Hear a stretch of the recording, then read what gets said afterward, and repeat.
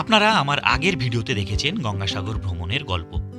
তবে আজ আপনাদের সন্ধান দেব কলকাতা থেকে মাত্র ১.৫ ঘন্টা দূরে অবস্থিত এমন এক জায়গা যেখানে রয়েছে এক টুকরো সুন্দরবন, যেখানে রয়েছে সুবিশাল মাতলা নদী ও মাতলা নদীতে নৌকা বিহারের ব্যবস্থা।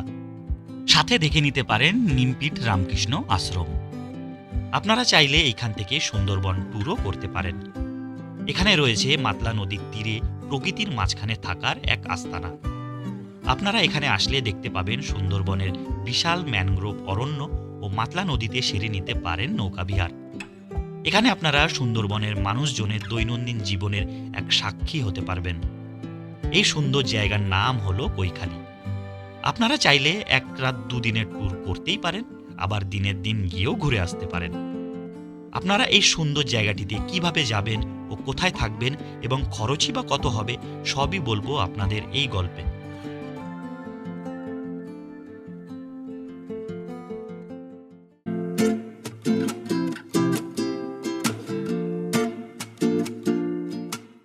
এখন এই মুহূর্তে আমি দাঁড়িয়ে আছি হচ্ছে বহরমপুর রেলওয়ে স্টেশন। আর কোথায় যাব সেটা তো আপনাদেরকে বলেই দিলাম প্রথমে। তো কৈখালী যেতে গেলে আমাদেরকে প্রথমে পৌঁছাতে হবে হচ্ছে শিয়ালদা রেলওয়ে স্টেশন। তো বহরমপুর থেকে প্রথমে শিয়ালদা যাব। তো বহরমপুর থেকে শিয়ালদা যাওয়ার ট্রেন হচ্ছে 11টা 25। তো সেই ট্রেনে কিন্তু বহরমপুর থেকে সিট পাওয়া যায় না। তো আমি এখন চলে যাব হচ্ছে বহরমপুর থেকে লালগোলা। তো সেখানে চলে যাব, সেখান থেকে আমরা জার্নি করবো হচ্ছে শিয়ালদা পর্যন্ত। তাহলে আমরা কীভাবে সিটটা একটু পাবো। তো আজকে অভিনয় আমার সঙ্গে আছে, আজকে হচ্ছে এই যে সুভাষদাকে আপনারা দেখেছেন দীঘার ভিডিওতে। তো দীঘার ভিডিওতে খুবই ভালোবাসা দিয়েছেন, তো আশা করছি এই ভিডিওটিও ভালো লাগবে। আর এখন ঘড়িতে সময় একদম ডট 10টা 15। এই যে দেখতেই পাচ্ছেন, এই যে 10টা 15 বাজছে। আর আমাদের ট্রেন ছেড়ে দিল লালগোলা রেলওয়ে স্টেশন থেকে। আর এই লালগোলা থেকে আমরা শিয়ালদা পর্যন্ত দূরত্ব অতিক্রম করব হচ্ছে 227 কিলোমিটার। তো রাত্রিবেলায় আর দেখানোর কিছুই নাই, চলুন একেবারে শিয়ালদা পৌঁছাই, তারপরে আপনাদের সঙ্গে দেখা হচ্ছে।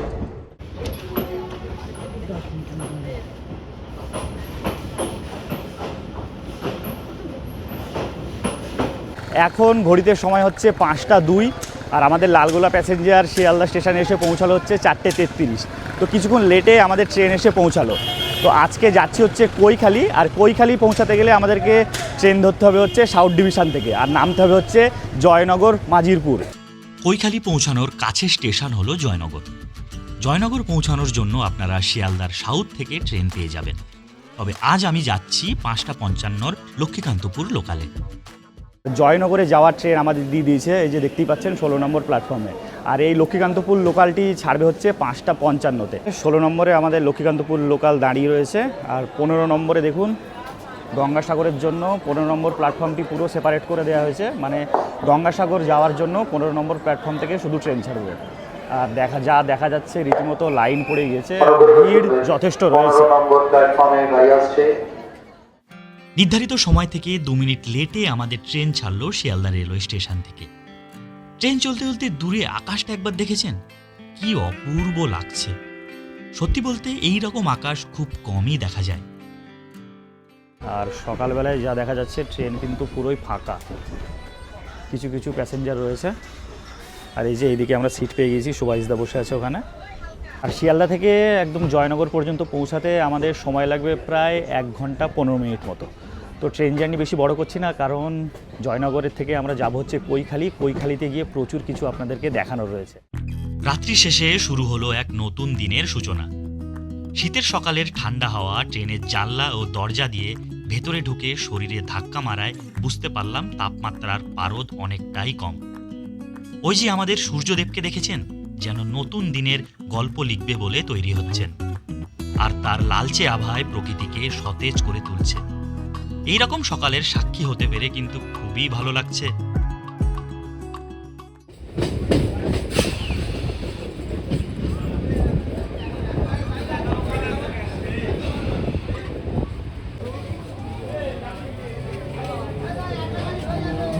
আর এই যে সামনে আসছে গঙ্গাসাগর স্পেশাল।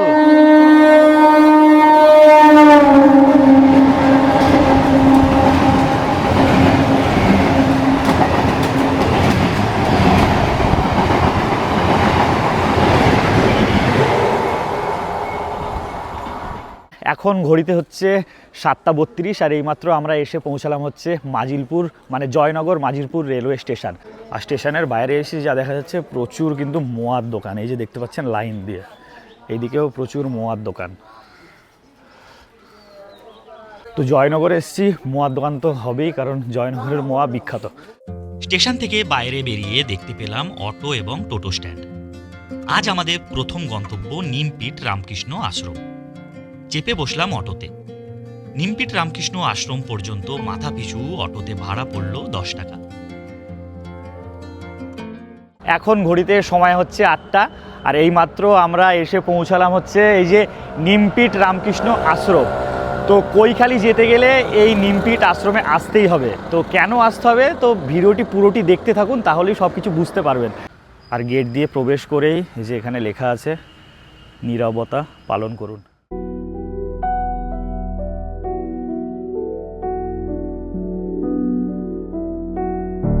1960 সালে রামকৃষ্ণ মঠের সন্ন্যাসী স্বামী বুদ্ধানন্দ দক্ষিণ 24 পরগনা জেলার প্রত্যন্ত গ্রামাঞ্চলে সেবা কার্য চালানোর উদ্দেশ্যে জয়নগরের এই নিমপিঠে এই আশ্রমটি প্রতিষ্ঠিতা করেন।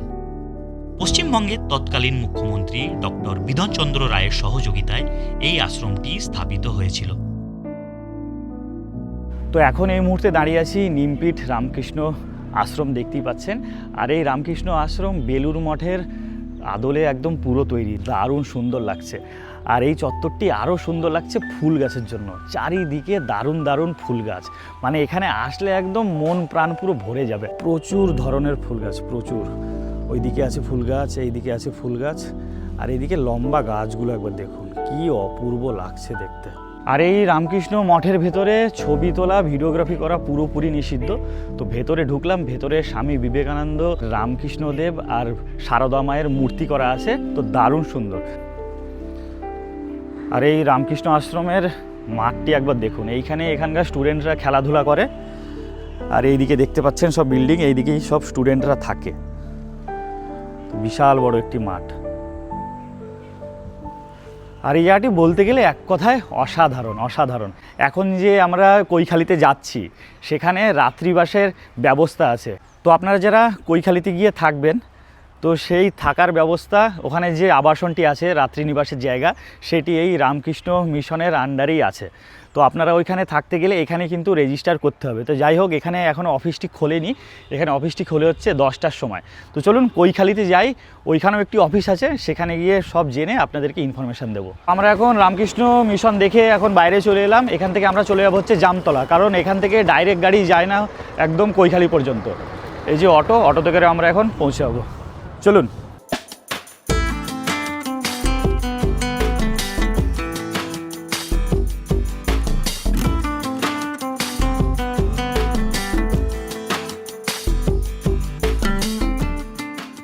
আমরা এখন পৌঁছে গিয়েছি জামতলা। আর নিমপিট রামকৃষ্ণ আশ্রম থেকে আমাদের এই জামতলা আসতে টাইম লাগলো 35 থেকে 40 মিনিট মতো। আর আমাদের অটোতে ভাড়া নিল হচ্ছে 38 টাকা। আর আপনারা যারা নিমপিট রামকৃষ্ণ আশ্রম থেকে ডাইরেক্ট কৈখালি যাবেন ভাবছেন, শেয়ার গাড়ি কিন্তু যায় না, আপনাদেরকে কেটে কেটেই যেতে হবে। নাহলে আপনারা রিজার্ভ গাড়িও করে নিতে পারেন। নিমপিট থেকে কৈখালি পর্যন্ত রিজার্ভ গাড়িতে নেয় 400 টাকা মতো। তো অবশ্যই বার্গেনিং করে নেবেন।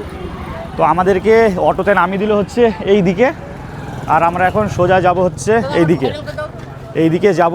এইদিকে ব্রিজ পার হয়ে আমরা কৈখালির শেয়ার গাড়ি ধরবো। আর এই যে জামতলা বাজার দিয়ে এসেই ডান দিকে পড়বে এই ব্রিজ, আর ব্রিজ পার হয়েই দূরে দেখা যাচ্ছে ওখানে অনেক টোটো অটো দাঁড়িয়ে আছে। কত কৈখালি? 25 টাকা করে। আর জামতলা থেকে আমাদের অটো ছেড়ে দিল, আমাদের কৈখালি পৌঁছাতে সময় লাগবে প্রায় আধ ঘন্টা মতো। আর এখান থেকে রাস্তা হচ্ছে প্রায় 13 কিলোমিটার।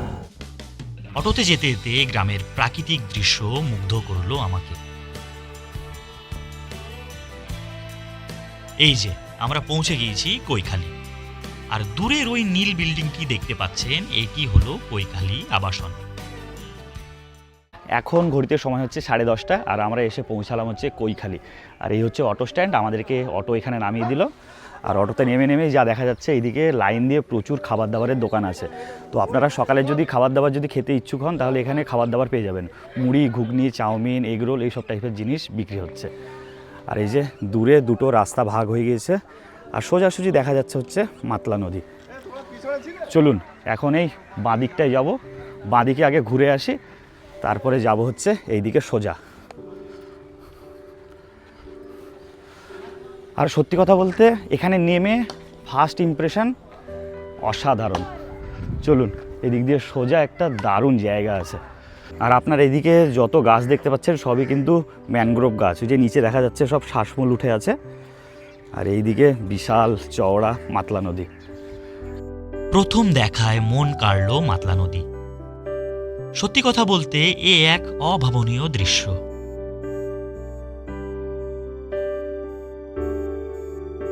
এই মুহূর্তে এখন দাঁড়িয়ে আছি কৈখালীর মাতলা নদীর ধারে। কি বিশাল মাতলা নদী, সত্যি অসাধারণ। ফার্স্ট দেখাতেই সত্যি অসাধারণ, অপূর্ব অপূর্ব।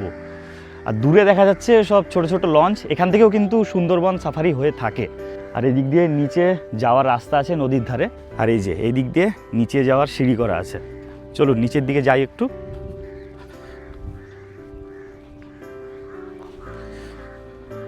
মানে প্রথম দেখাতেই জাস্ট ছিটকে গেলাম, অপূর্ব অপূর্ব, কি অসাধারণ জায়গা। মানে কলকাতার কাছে এত সুন্দর জায়গা আছে এটা সত্যি জানা ছিল না। অসাধারণ অসাধারণ। এইদিকে দূরে সব বোটগুলো দাঁড়িয়ে আছে দেখতে পাচ্ছেন, আর এইদিকে ম্যানগ্রোভ বাগানটি একবার দেখুন, কি অসাধারণ লাগছে দেখতে।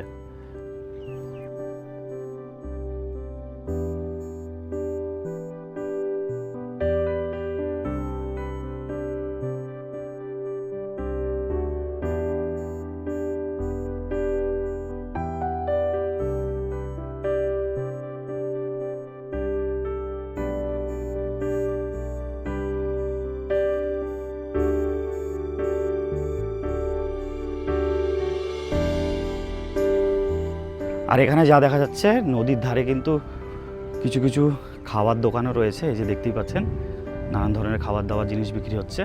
আর ওইদিকেও কিছু কিছু দোকান আছে, সেগুলো এখন বন্ধ এই মুহূর্তে। এই কৈখালীতে বিশেষ করে শনি আর রবিবারে বেশি ভিড় হয়। আর এই নদীর ধারটা যেটা দেখতে পাচ্ছেন, এইখানে কিন্তু বিকেলবেলায় দারুণ সময় কাটবে, দারুণ।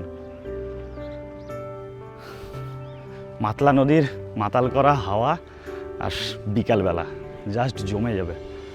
আর এই নদীর ধারে দেখতে পাচ্ছেন ম্যানগ্রোভ বাগান, আর এখানে কিন্তু পিকনিক করতে এসছে এই দাদারা, দেখতেই পাচ্ছেন সব পিকনিকের জিনিসপত্র নিয়ে যাচ্ছে। তো এখানে পিকনিক করতে কিন্তু দারুণ লাগবে, দারুণ। এই মুহূর্তে আমি এখন ম্যানগ্রোভ বাগানে, দেখতেই পাচ্ছেন ভেতরটা যা ঠান্ডা না, সত্যি অসাধারণ লাগছে, অসাধারণ। মানে জীবনে প্রথম সুন্দরবনে না গিয়েও ম্যানগ্রোভ বাগানে দাঁড়িয়ে আছি। আর এই ম্যানগ্রোভ বাগানের এইদিকে আপনাদেরকে দেখালাম সব দাদারা এইদিকে কিন্তু পিকনিক করছে। তো শীতকালে ঘুরতে আসা প্লাস পিকনিক করতে আসা, ফাটাফাটি হবে এখানে। আর এই যে এইদিকে পিকনিক করছে, আর সামনেই হচ্ছে এই মাতলা নদী। কি অপূর্ব লাগছে সত্যি, মানে এখান থেকে যেতে ইচ্ছা করছে না। অসাধারণ অসাধারণ। এই যে নদী, আর নদীর সামনে হচ্ছে এই পার্ক, মানে ম্যানগ্রোভের বাগান। তো আপনারা যদি আসেন এখানে পিকনিকও করতে আসতে পারবেন। আর দূরে যে দেখা যাচ্ছে বোটগুলো, একবার দেখায় জুম করে আপনাদেরকে, এই বোটে করে কিন্তু আপনারা এই মাতলা নদী ঘুরতেও পারবেন। আমরা এক্ষুনি এদিক থেকে ঘুরে এলাম, আর এদিকে রয়েছে কৈখালী আশ্রম। আর এখন যাব হচ্ছে এইদিকে সোজা। আর এইখানে যা দেখা যাচ্ছে এখানে জোয়ারের জল আসে, একটি নৌকা আছে দেখতে পাচ্ছেন। তো জোয়ার এলে এই জায়গাটা কিন্তু পুরোটাই জলে ভর্তি হয়ে যায়। এখানে আখের রসও বিক্রি হচ্ছে। এইদিকে সব বোট দাঁড়িয়ে আছে দেখুন, এই জায়গাটা তো অপূর্ব লাগছে দেখতে।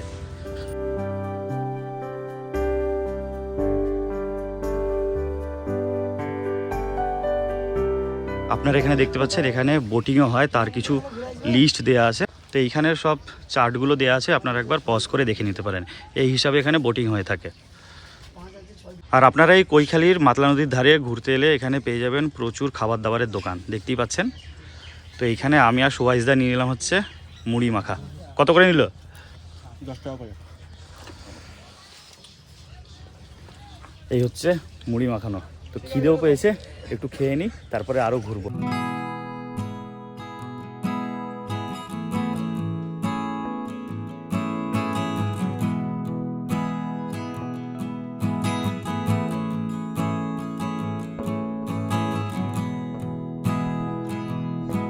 আমি এখন পৌঁছে গেছি লঞ্চ ঘাটে। এই যে আমার পেছনে দেখতেই পাচ্ছেন, এখান থেকেই কিন্তু সব ট্যুরগুলো হয়। আপনারা চাইলে এখান থেকে মাতলা নদীও ঘুরে বেড়াতে পারেন। এই বোট ভাড়া করে আপনাদেরকে তো লিস্ট দিয়েই দিলাম। তো এখান থেকে চাইলে আপনারা সুন্দরবনও ট্যুর করতে পারেন। এখান থেকে সুন্দরবনও ট্যুর হয়। তো দেখুন এই যে সব বোটগুলো দাঁড়িয়ে আছে, কি অসাধারণ লাগছে দেখতে।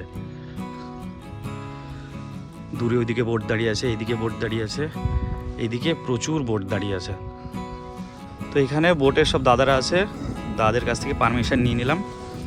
তো চলুন একটু বোটে উঠে দেখি।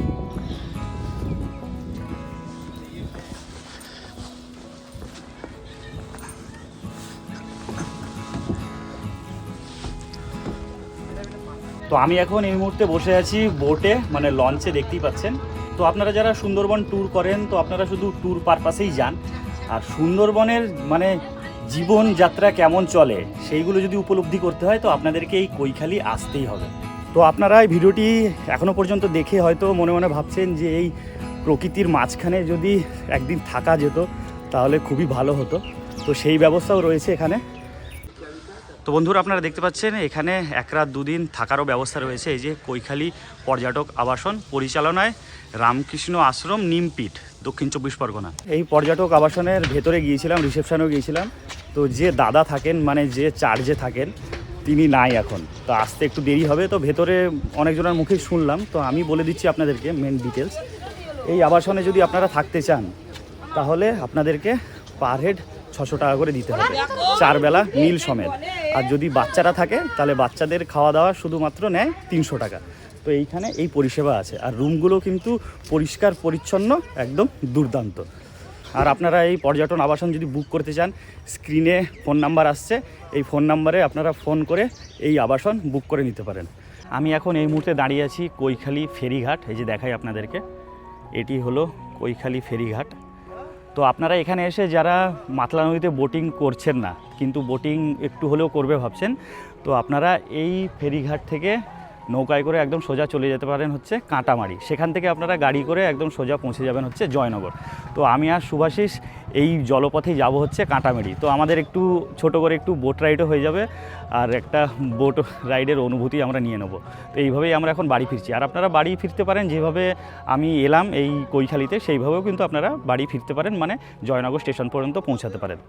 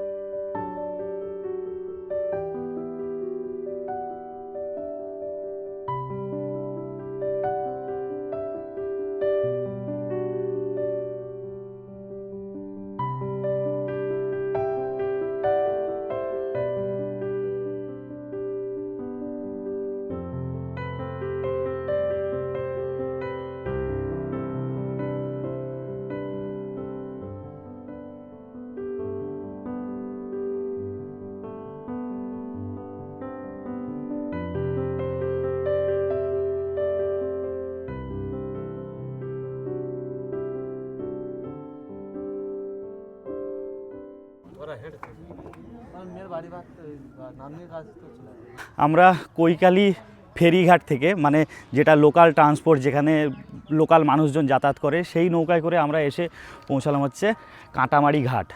তো এখান থেকে আপনারা একদম জয়নগর যাওয়ার জন্য টোটো, অটো অ্যাভেলেবেল পেয়ে যাবেন। কৈখালি ফেরিঘাট থেকে কাঁটামারি ঘাট পর্যন্ত আমাদের এই নৌকাতে আসতে সময় লাগলো মোটামুটি 15 মিনিট মতো। এক অসাধারণ অভিজ্ঞতা হলো কিন্তু, মানে এই মাতলা নদীর ধারে, এই ধারে দেখতেই পাচ্ছেন পুরো সুন্দরবনের মতো, মানে এটা সুন্দরবনেরই এলাকা। অসাধারণ একটা অভিজ্ঞতা হলো। তো ভিডিওটি কেমন লাগলো অবশ্যই এক্ষুনি কমেন্টে বলুন। তো বন্ধুরা, এই ভিডিওটি আর বেশি বড় করছি না, এখন বাড়ি যাওয়ার পালা। তো এই কৈখালী ভ্রমণের ছোট্ট একটি ভিডিও আপনাদেরকে উপহার দিলাম। কেমন লাগলো অবশ্যই কমেন্টে বলবেন, ভালো লাগলে অবশ্যই লাইক, আর খুবই যদি ভালো লাগে তবেই গিয়ে আপনারা সাবস্ক্রাইব করবেন। আর সাবস্ক্রাইব যদি করেই দেন তাহলে বেল আইকনটি অবশ্যই প্রেস করে দেবেন, তাতে করে আমি যখনই নতুন নতুন ভিডিও ছাড়বো তার ইনস্ট্যান্ট নোটিফিকেশান আপনাদের কাছে পৌঁছে যাবে। তা কৈখালী ভ্রমণের এই ছোট্ট ভিডিওটি এখানেই শেষ করছি। তো সবাই খুব ভালো থাকবেন, সুস্থ থাকবেন, দেখা হচ্ছে পরের ভিডিওতে। টাটা।